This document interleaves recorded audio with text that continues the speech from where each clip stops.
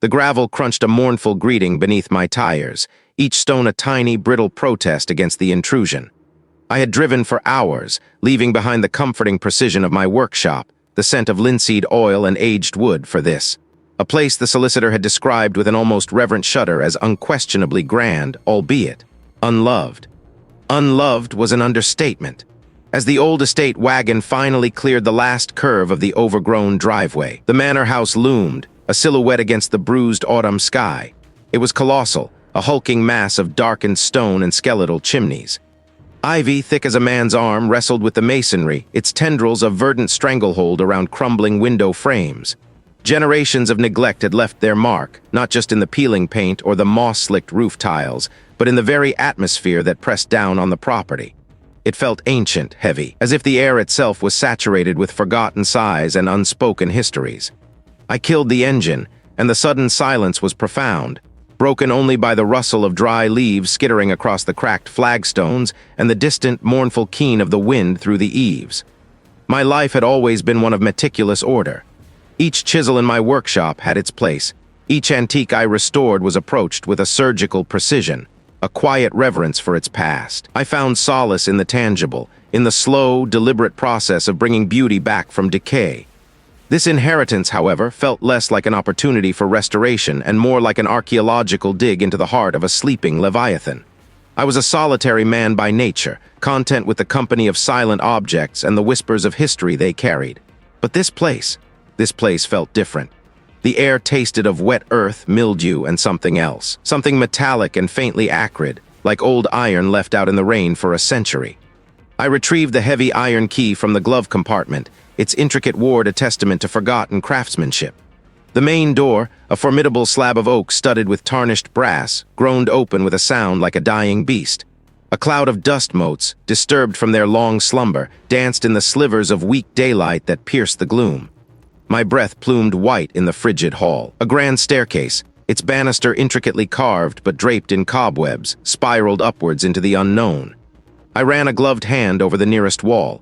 The wallpaper, once a vibrant brocade, now hung in peeling strips, revealing patches of damp plaster beneath.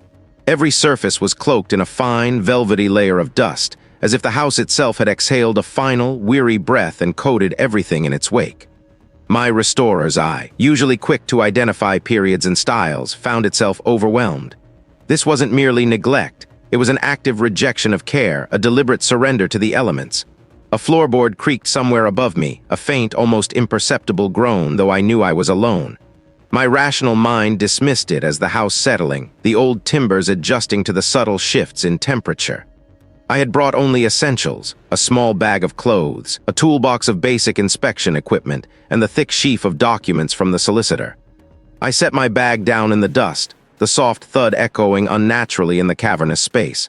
Then I pulled out the inventory. It was a dense, meticulously typed list, an exhaustive account of every room, every fixture, every forgotten corner. Most of it was mundane, a litany of decaying furnishings and structurally compromised sections. But my finger snagged on a particular entry, buried deep within a list of basement annexes. It read in stark, clinical type. Section C, former segregation unit isolation cells. Condition, poor. Access, restricted. Segregation unit isolation cells. Not a pantry, not a wine cellar, not even a dungeon in the romantic, Gothic sense.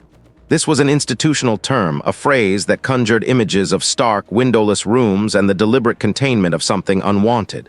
My breath hitched. What kind of manor house, no matter how grand or old, harbored such a place? The solicitor had been vague, mentioning only some unusual architectural features in the lower levels. This was more than unusual. It was deeply unsettling. My meticulous nature, my desire to understand and restore, suddenly felt inadequate against this revelation. This house wasn't just old, it was wounded. And those cells, hidden somewhere beneath my feet, hinted at a wound far deeper than crumbling plaster or overgrown gardens. They hinted at a past that was not merely forgotten, but actively suppressed, perhaps for reasons I wasn't sure I wanted to uncover. The dust motes still danced, but now they seemed to swirl with a purpose, tiny, unseen eyes watching my every move. I was no longer just an antique restorer. The words still echoed in my mind, cold and sharp, though hours had passed since I'd read them in the dusty gloom of the cellar. Segregation unit isolation cells. The phrase felt like a shard of ice in my throat, cutting off any romantic notions of forgotten wine cellars or ancient dungeons. This wasn't a place for preserving spirits of the grape, but for breaking the spirits of men. The implications were vast, chilling, and utterly incongruous with the stately manor I thought I was inheriting. Yet the inscription was there, undeniable. I forced myself to compartmentalize, a skill honed over years of restoring delicate objects riddled with unseen damage. The cellar could wait. My immediate task was the main parlor, a room that, despite its peeling wallpaper and dust-shrouded furniture, still held a ghost of its former grandeur. It was a space I could understand, a challenge I could meet with my own hands. The air here was less frigid than the cellar, but it carried the same scent of decay, damp plaster, forgotten wood, and something else, something indefinable like old grief. I chose a large, ornate mahogany side table, its surface scarred by rings and scratches, its delicate inlay chipped in places. This would be my first project. I laid out my tools with practiced precision, a selection of chisels, fine grit sandpaper, tiny bottles of restorative oils, brushes, and a magnifying loupe. I preferred order, the quiet certainty of each instrument having its designated place. My concentration was absolute. I leaned in close, examining a particularly deep gouge, mentally mapping out the layers of finish I'd need to remove before I could begin to fill and blend. I reached for my smallest chisel, the one with the finely tapered point, but my fingers met only the worn velvet lining of the toolbox. I frowned. I was certain I'd placed it right beside the sandpaper, a minor irritation. I must have shifted it unconsciously. I rummaged through the box, displacing other tools, feeling the smooth, cool steel and the rough wood of various handles. Nothing. I pulled everything out, laying the tools on the floor, still no chisel. My brow furrowed. I clearly remembered placing it there. I retraced my steps, glancing under the table, checking my pockets, even peering behind a heavy velvet curtain. It was nowhere. Odd, I murmured aloud, the sound swallowed by the high ceilings. I shrugged, dismissing it as a momentary lapse. My mind was probably still preoccupied with the segregation unit isolation cells. I picked another, slightly larger chisel and resumed my work. Minutes stretched into an hour. Then a new sound cut through the quiet, a soft, almost imperceptible click. It came from the hallway just outside the parlor door. I froze, my hand hovering over the mahogany. The sound was not loud enough to be a settling beam, not sharp enough to be an old house groaning. It was distinct, deliberate, like a latch engaging or disengaging. I held my breath, listening. I slowly straightened, my neck stiff. "Hello?" My voice, though quiet, sounded ridiculously loud, utterly out of place. No reply. I told myself it was the house, an old mechanism, a trick of the air currents.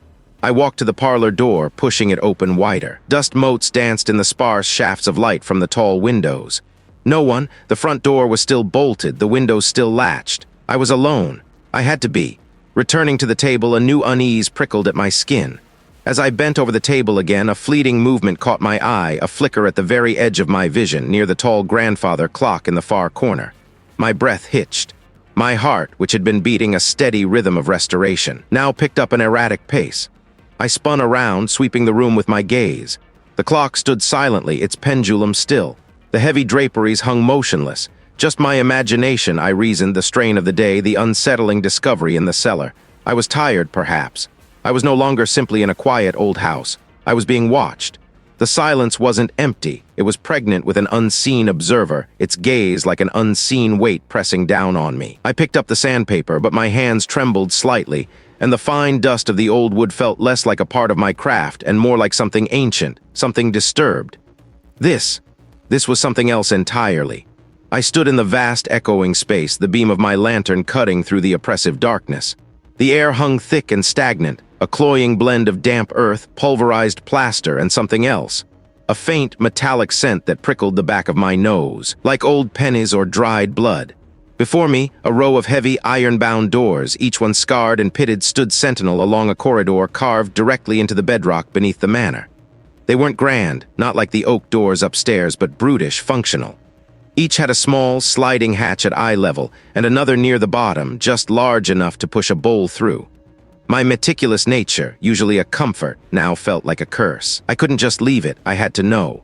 The hinges were rusted solid, but the latch, though stiff, yielded with a groan that scraped along my nerves. The door swung inward with a shriek, revealing a space barely larger than a coffin standing on end. No windows, of course, just bare stone, slick with condensation, and a floor of packed earth. The air inside was even heavier, a pocket of trapped time. I swept my lantern beam across the walls, searching for what? Chains? Markings. My breath hitched. Scratched deeply into the stone at eye level was a single, crudely drawn symbol, a jagged, incomplete circle with 3 radiating lines. It looked like a child's attempt at a sun, but twisted, ominous. Similar symbols adorned the other cells I opened, each one a silent scream etched into the rock. This wasn't just a part of the manor, it was a scar, a place of deliberate confinement, of forgotten suffering. My restorer's mind, accustomed to seeing beauty beneath grime, struggled to process the sheer, bleak functionality of these segregation unit isolation cells. Days blurred into a single, focused effort. I returned to the cells not to restore but to understand. I scraped away centuries of grime, cataloged the crude etchings, and measured the dimensions, my heart racing with a morbid curiosity. It was in the 4th cell, the one furthest from the entrance, that I found it. The back wall, unlike the others, wasn't solid rock. It was a patchwork of rough-hewn stones, clearly a later addition, poorly mortared. My chisel, usually reserved for delicate work, felt heavy and brutal in my hand as I began to pry. The mortar, brittle with age, crumbled easily. A block of stone, larger than the rest, shifted. I worked slowly, methodically, ignoring the growing unease that coiled in my gut. It was a shallow space, just deep enough for a small, rectangular object. My fingers, trembling slightly, reached in and withdrew a bundle wrapped in heavy, waxed canvas, tied with a length of ancient, braided cord. The canvas was stiff, almost petrified, and flaked away at my touch. Back in the relative comfort of the kitchen, the bundle lay on the scrubbed pine table. My hands, usually steady, fumbled with the knots. When the cord finally gave way, the canvas unfurled to reveal a small, leather-bound journal. No title, no author. Just the smooth, worn leather. Inside, the pages were thick and yellowed, filled with cramped, spidery handwriting and faded sepia ink. The script was archaic, challenging to decipher, but I could make out dates centuries old and fragmented entries. It wasn't a narrative, but a jumble of observations, warnings, and cryptic notes. It craves the mind, not the flesh. Asterisk, the blurring begins. The faces change. I no longer trust my own reflection.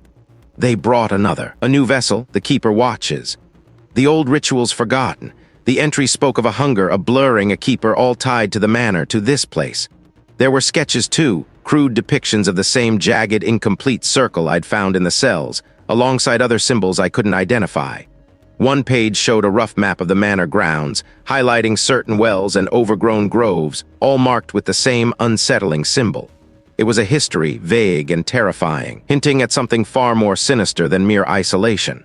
I closed the journal, the weight of it suddenly immense in my hands. The implications of its contents, coupled with the grim reality of the segregation unit isolation cells, settled over me like a shroud. This manor wasn't just decaying, it was diseased. I went to put the journal away, intending to store it safely in the study. I walked to the study, opened the door, stepped inside. Then I stopped. My hand was still holding the journal, but my mind was blank. Why was I here? What had I come for? A wave of confusion washed over me, a sudden, dizzying emptiness. I blinked, shook my head, trying to clear the fog. Had I forgotten something? I stood for a full minute, staring at the empty bookshelves, utterly bewildered. Finally, the purpose of my journey clicked back into place, like a piece of a puzzle forcefully reinserted. The journal. Right. I had meant to put the journal, but the moment of blankness, the sudden, inexplicable lapse, left a faint tremor in its wake. It was just stress, I told myself, the relentless work, the isolation, the disturbing discoveries. My mind was simply overloaded. But as I placed the journal on the highest shelf, the feeling lingered, a subtle, unsettling erosion at the edges of my perception. I wasn't quite myself.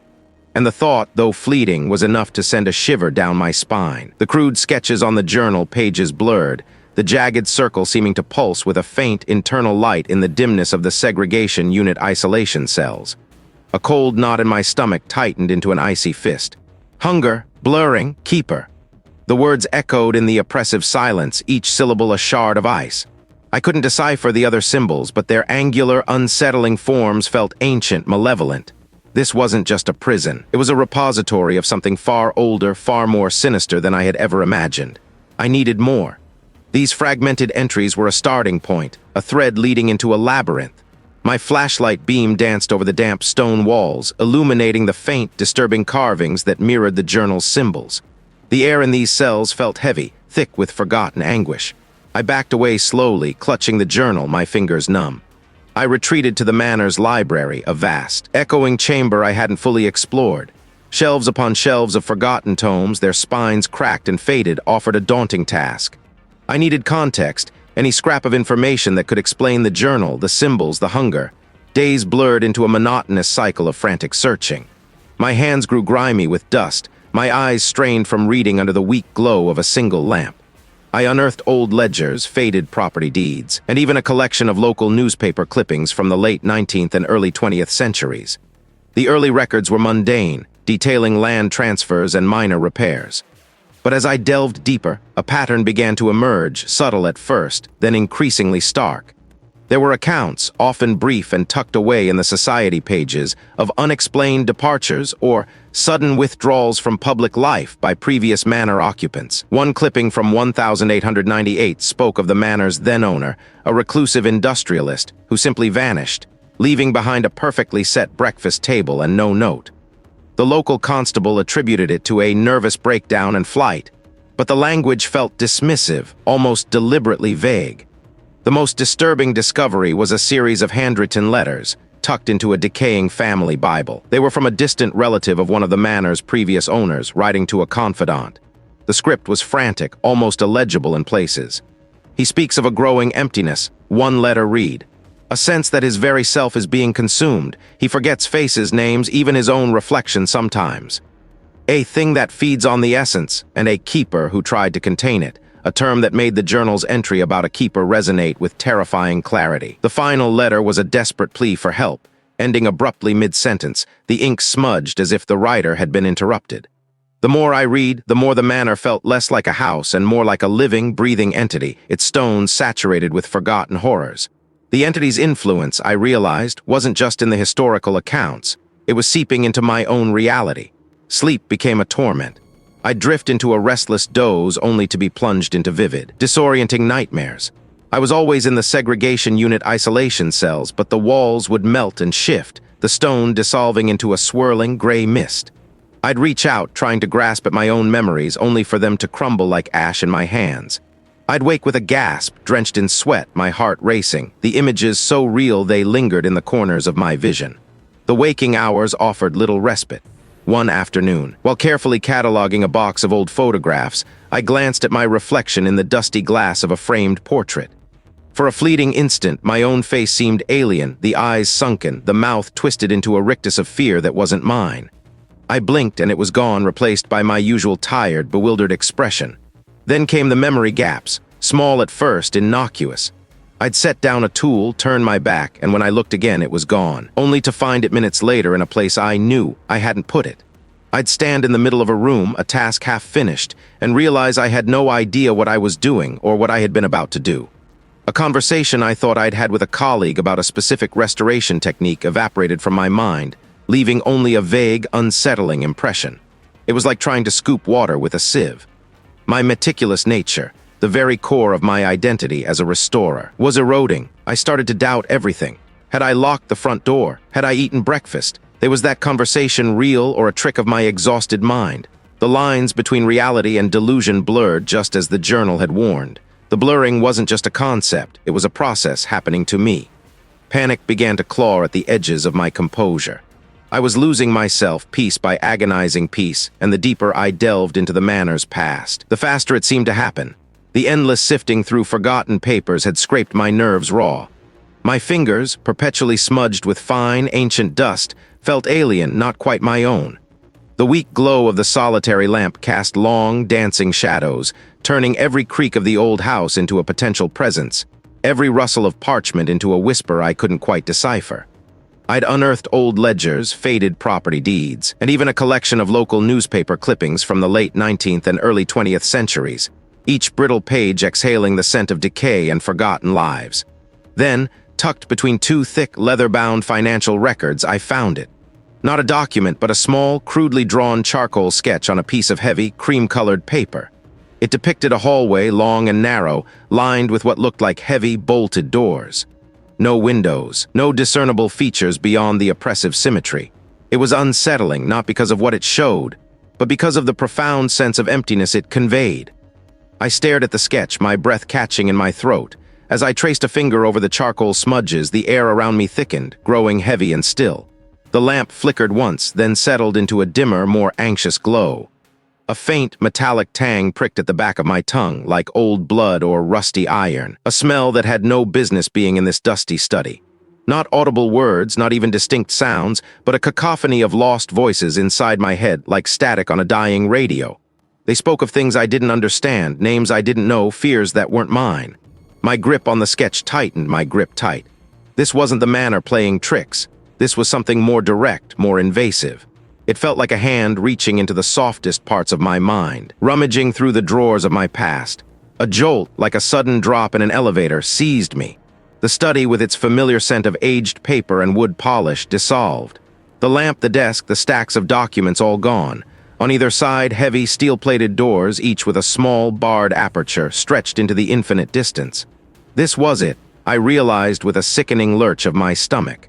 This was the place the sketch depicted. This was a segregation unit isolation cells. The words echoed in my mind, not as a thought of my own, but as an implant, a label pressed into my consciousness. Panic flared, hot and sharp. I tried to remember the study, the specific details of the desk, the book I'd been reading before I found the sketch. Nothing. My mind was a blank slate, scrubbed clean of recent memories. Who was I? Reed. Yes, Reed, antique restorer, inherited a manor. But the manor felt distant, a story someone else had told me. A low, guttural growl vibrated through the floor, rising from deep within the earth. It wasn't an animal's sound. It was something far older, far more intelligent, dripping with a hungry patience. It was the entity I knew, now no longer a vague presence, but a palpable force. It was my voice, yet distorted, stretched thin and reedy, laced with a mocking cruelty. You never did. This is where the forgotten reside. I have a home. To uncover what should remain buried. To disturb the slumbering truths. An image flashed in my mind, a blurred face, someone I loved, someone important. But the details were hazy, like looking through frosted glass. I couldn't grasp it. The entity was actively erasing not just memories, but the feeling of those memories. It was tearing at the threads that wove my identity together. Then a sudden, horrifying clarity. The doors. They weren't just doors. They were the receptacles of others. The previous inhabitants of this manor, perhaps. Or perhaps the previous selves of whoever ended up here.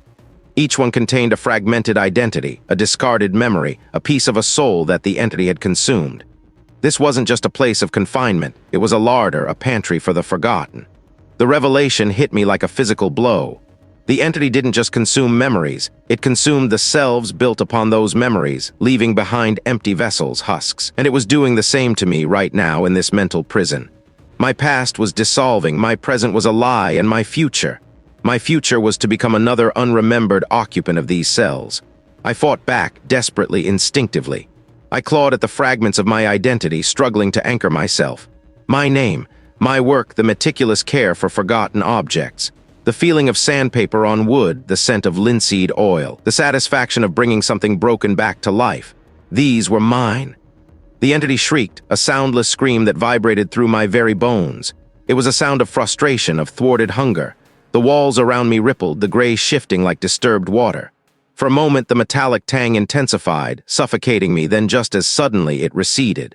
I was slumped over the desk, the small charcoal sketch clutched in my hand, my breath coming in ragged gasps. The scent of old paper and wood polish filled the air, but something was wrong.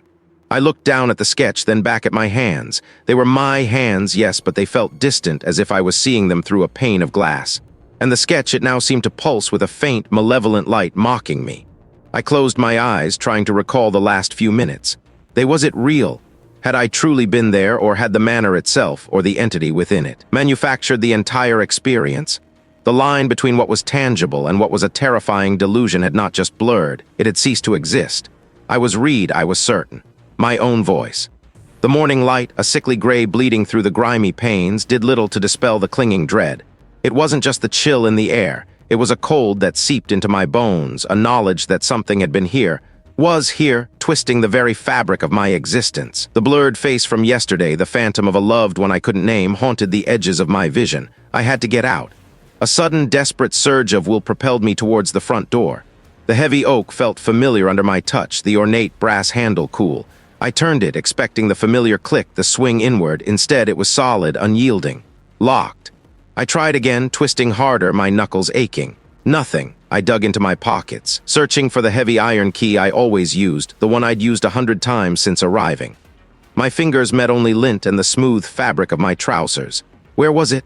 A flicker of frustration, then confusion. Had I even brought it with me when I moved in? The memory felt like trying to catch smoke, dissipating the moment I tried to grasp it. It was gone, replaced by a dull ache behind my eyes. I backed away, a frantic drumbeat starting in my chest. The windows, I could break a window. My eyes scanned the vast entryway, landing on the tall, arched windows flanking the door. Each pane was thick, some stained with age, others reflecting my distorted image like funhouse mirrors. I approached one, raising my hand, then hesitated. The glass seemed impossibly thick, imbued with an ancient strength. It wasn't just glass. It felt like a wall of solidified time, a barrier designed not just to keep things out, but to hold things in. My phone, of course. My hand fumbled for the device in my pocket, pulling out the smooth rectangle. The screen glowed to life, a familiar display of icons, yet something felt off. I tapped the phone icon, no signal. I tried again, moving closer to a window, then to the middle of the room. The bars remained stubbornly empty. I tried to remember the last time I'd used it, the last time I'd spoken to anyone. A blank. The thought itself felt like a heavy weight pressing down on me. Who would I even call? A colleague, perhaps. But their face, their name, even the nature of our work together now felt distant, obscured by a thick gray fog.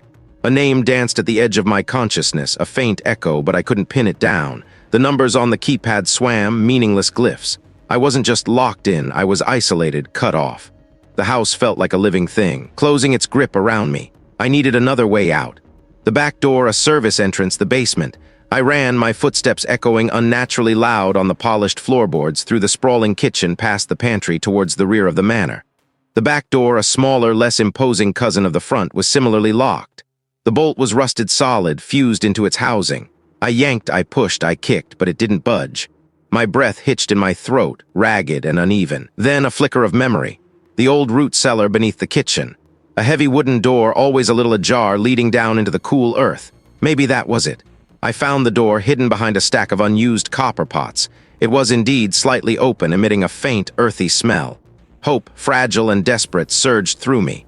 I pulled it wider, peering into the gloom.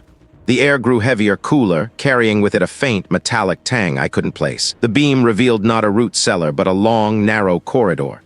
The walls were unadorned concrete, gray and stark, stretching into the distance. This wasn't right. This wasn't part of the manor I knew. A profound sense of disorientation washed over me. Had I taken a wrong turn? Was this a hidden passage I'd never discovered? But the architecture, the sheer, brutalist simplicity, felt utterly alien to the Victorian grandeur above. On either side of the passage, heavy iron doors, stained with rust and time, punctuated the concrete walls.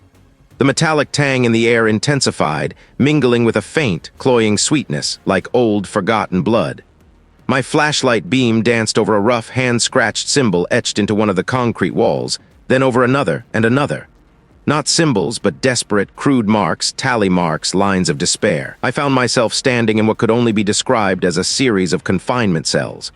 The air thrummed with a silent echo of suffering, a suffocating weight of past despair. My mind, reeling from the sight, struggled to process it.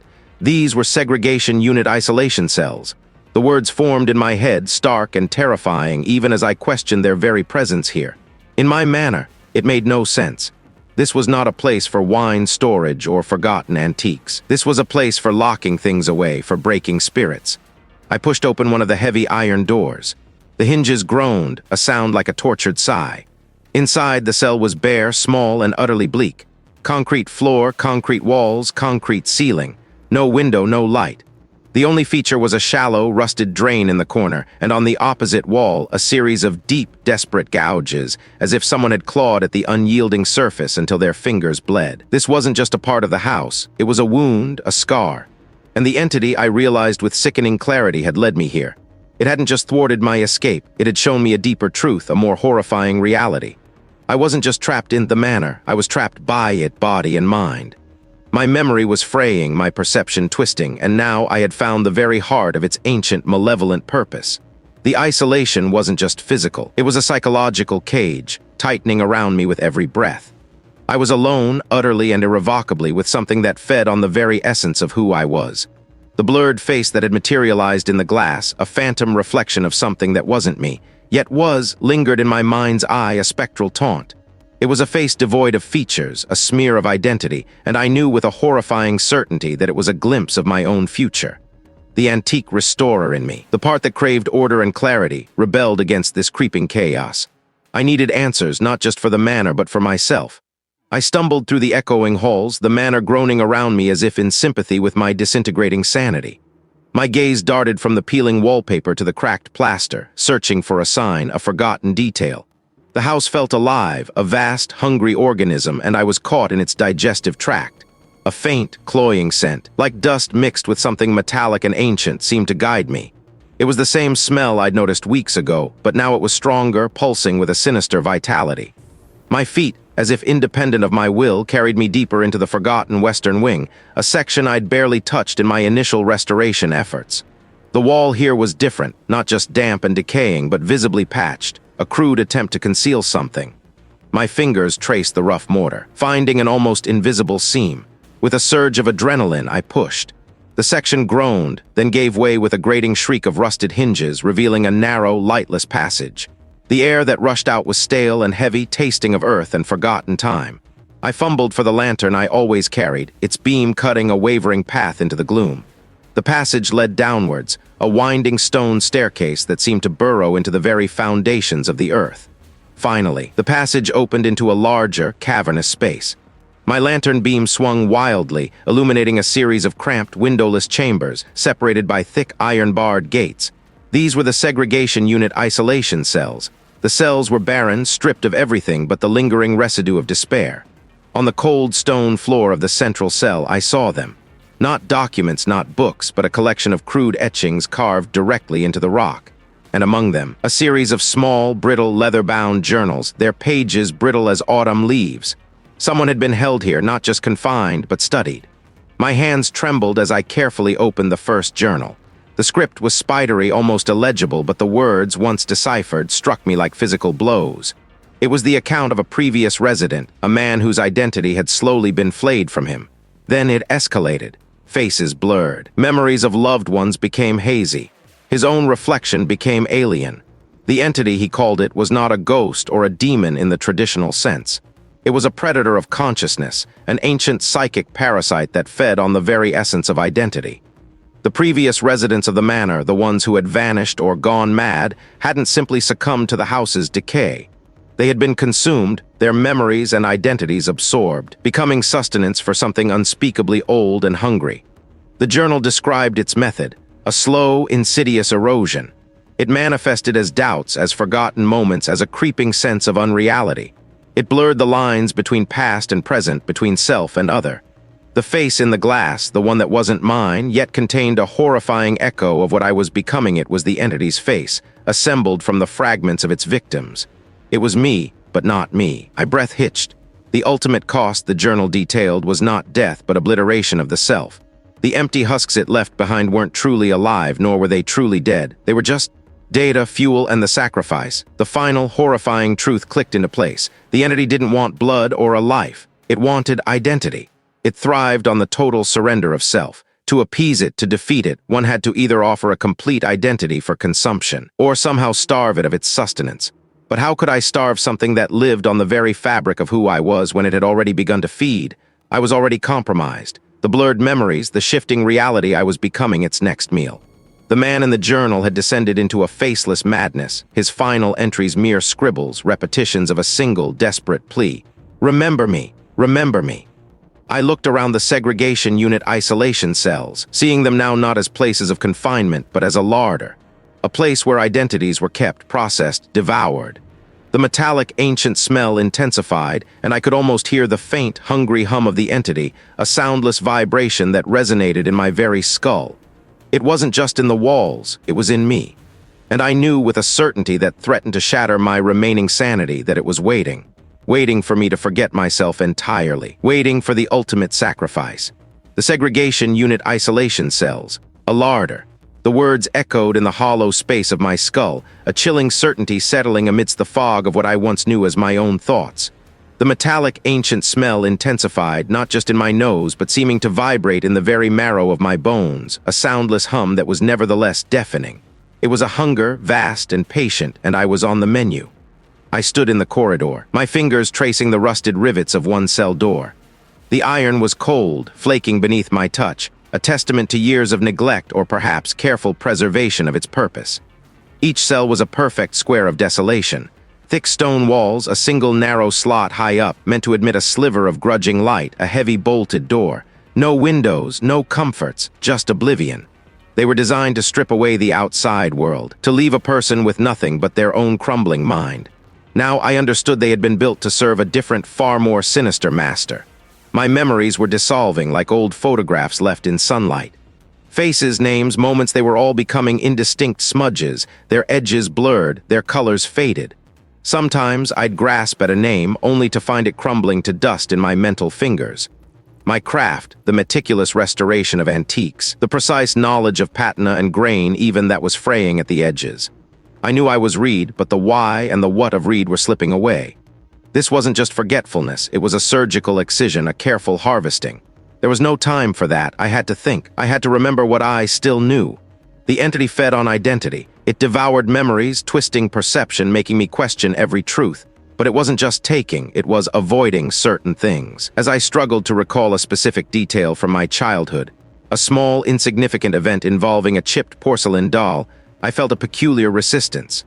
Not a wall, but a subtle shifting, as if the entity found that particular memory less palatable, harder to consume. It wasn't the content of the memory, I realized, but its quality. It was a memory imbued with a strong, unshakable sense of self, a moment where my individual identity had been sharply defined, however fleetingly.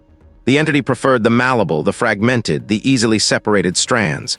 The most deeply ingrained, the most fundamental truths of who I was, those it seemed to gnaw at slowly, cautiously, as if they were indigestible or perhaps too potent. If it avoided the concentrated essence, the unyielding core of identity, then perhaps that was its weakness. Like a predator that prefers to pick off the weak and isolated rather than confront a unified, formidable opponent. I looked at the segregation unit isolation cells again, my gaze lingering on the heavy door of the furthest one, tucked away in the deepest part of the manor's foundations. I would offer it a feast it could not stomach. My very essence honed into a weapon. The plan was simple, horrifyingly so. I would enter one of the cells. I would strip away everything that wasn't absolutely essential to Reed. I would shed the fading memories, the dissolving affections, the blurring details of my life, not to lose them, but to concentrate what remained. To focus my entire being, my core identity, not as a collection of memories, but as a singular, unyielding point of self-awareness, an anchor in the storm of mental decay. And then I would offer it. I would bait the entity with this concentrated essence, this pure, unadulterated me. It would be drawn to the potency, the raw power of such an offering, a meal unlike any it had encountered. But instead of allowing it to fragment and consume, I would use the cell itself as a trap. I would be a vessel, a trap. And when the trap snapped shut, what would be left of the vessel? I knew the sacrifice. Even if I succeeded, even if the entity was contained, imprisoned within the very architecture designed for human isolation, I wouldn't be the same. The act of concentrating my essence, of offering it to such a thing, would fundamentally alter me. I might emerge a blank slate, an automaton, a ghost in my own body. My identity, even if it wasn't devoured, would be irrevocably scarred, perhaps even extinguished, leaving behind only the echo of Reed. But the alternative was worse. To become nothing, to dissolve into the entity's endless hunger, to be just another processed fragment in its larder. That was a fate I could not accept, not while a sliver of myself remained. My hands, once deft with delicate brushes and fine tools, now felt heavy, calloused. They were the hands of a man prepared for a different kind of work, a final restoration. The iron door loomed, a maw waiting to swallow me whole. I would enter and I would either reclaim my mind or I would become its final, most devastating meal. The hum intensified, a low thrumming against the stone, a sound that spoke of ancient hunger and anticipation. It was waiting. And now so was I. A larder. The metallic ancient smell intensified, not just in my nose, but seeming to vibrate in the very marrow of my bones, a taste like old pennies and dust clinging to the back of my throat. I stood or knelt or perhaps simply existed in a space that felt both vast and impossibly cramped. The walls, if they were walls, were indistinct, a shifting gray that pulsed with an unseen rhythm. This was it. The core. The place where identities went to be cataloged, stored, and ultimately consumed. My mind, fractured and reeling, still held onto the desperate sliver of a plan. I had to make myself indigestible. I had to fight for the very concept of Reed to exist. A whisper slithered into my awareness, not a sound, but an impression like cold oil seeping into porous stone. Let go. It is easier. The burden of self is heavy. My vision flickered. For a moment I saw my old workshop, the familiar gleam of polished mahogany, the precise arrangement of my chisels, each one a testament to years of meticulous care. I saw the faint dust motes dancing in the afternoon sun, the scent of linseed oil and beeswax. A profound peace washed over me, a yearning for that simple, ordered life. Then the image warped. The mahogany became soft, pulpy, dissolving into fibrous tendrils that reached for me. The chisels elongated, their edges blurring into razor-thin filaments that vibrated with a hungry hum. It wasn't just a drop in temperature. It was the absence of warmth, of life, of being. My own memories, once sharp and clear, began to fray at the edges. My mother's face, her smile, the exact shade of her eyes, they shimmered, threatening to dissolve into a generic blur.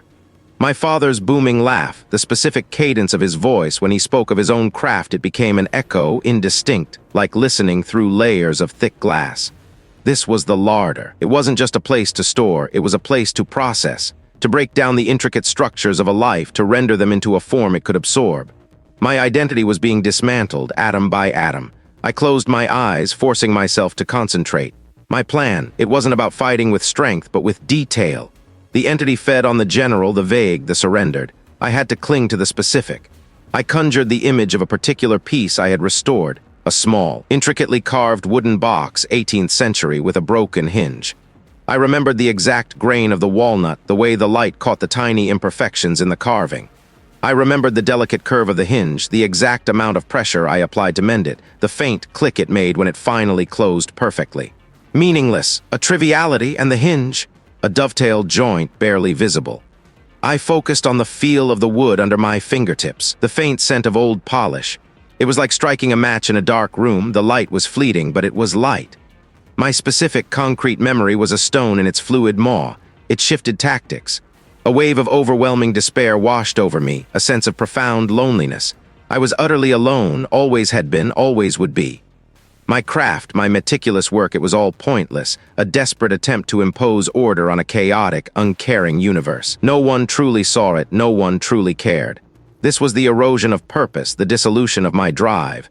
If I believed my work was meaningless, then a huge part of Reed would cease to exist. No, I growled, pushing against the despair. It matters. The history, the craftsmanship, the preservation of beauty. It matters to me.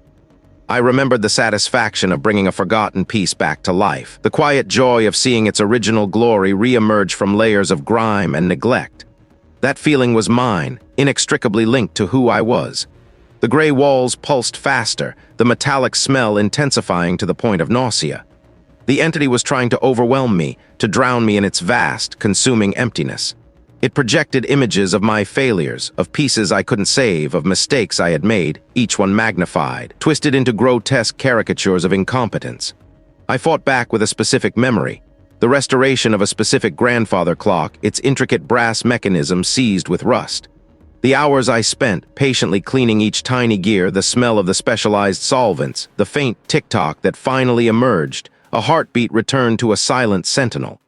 I could feel the weight of the brass in my hands, the satisfying snap of the spring as I reassembled it. This wasn't just remembering, it was re-experiencing. It was a deliberate act of reconstruction, of bringing my own past into vivid, undeniable reality. I was using my craft, the very essence of my being, to restore myself. The entity shrieked then, a soundless scream that vibrated through my bones, a tearing sensation in the fabric of my mind. It was a sound of frustration, of something ancient and hungry being denied. This wasn't just a metaphorical larder. It was a physical one built into the deep earth beneath the manor, a place of containment and consumption. The segregation unit isolation cells were a tomb, and I was in its belly. But I was not yet digested. I hammered at the truth, at the details of my life, the specific memories that made me read. My name, my face in the mirror, the slight scar above my left eyebrow from a childhood fall, the taste of my favorite tea, the way I hummed when I was deep in concentration. Each detail was a spike, a shard of concrete reality that tore at the entity's amorphous hold. I felt a profound exhaustion, as if I had run a marathon through solid rock. My identity, though battered and scarred, was still mine. I was Reed. I had fought for myself, and for now I had won. I was intact but forever marked, a survivor in a place designed for consumption.